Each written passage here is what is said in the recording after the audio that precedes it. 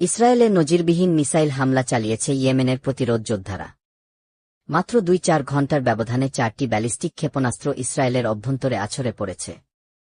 সারা দেশ জুড়ে মিসাইল সতর্কতা সাইরেন বাজছে, আতঙ্কে নিরাপদ আশ্রয়ের খোঁজে ছুটেছেন লাখো বাসিন্দা। শনিবার সকাল থেকেই আকাশে একের পর এক মিসাইল ছুটে আসে ইয়েমেন থেকে।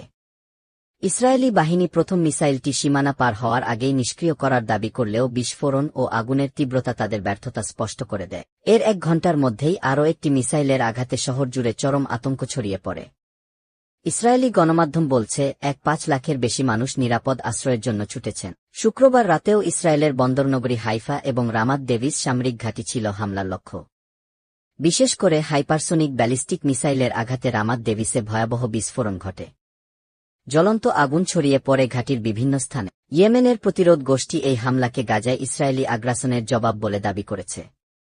তারা মুসলিম দেশগুলোর প্রতি আহ্বান জানিয়েছে ঐক্যবদ্ধ হয়ে নিরীহ ফিলিস্তিনিদের পাশে দাঁড়াতে।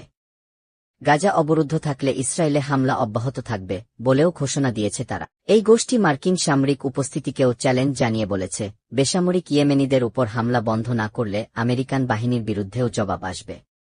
একই সঙ্গে দাবি করেছে, ট্রাম্প প্রশাসনের সহায়তা সত্ত্বেও ইয়েমেনি যোদ্ধাদের মিসাইলের শক্তি ও পরিমাণের সুনির্দিষ্ট তথ্য নেই ইসরায়েলের কাছে। ইসরায়েলি গণমাধ্যম বলছে, ১ মাসে প্রায় ৩০০টির মতো মিসাইল আঘাত হেনেছে। এমনকি ইসরায়েলের প্রতিটি কোণই এখন ইয়েমেনি ক্ষেপণাস্ত্রের আওতায় রয়েছে বলে ধারণা করা হচ্ছে।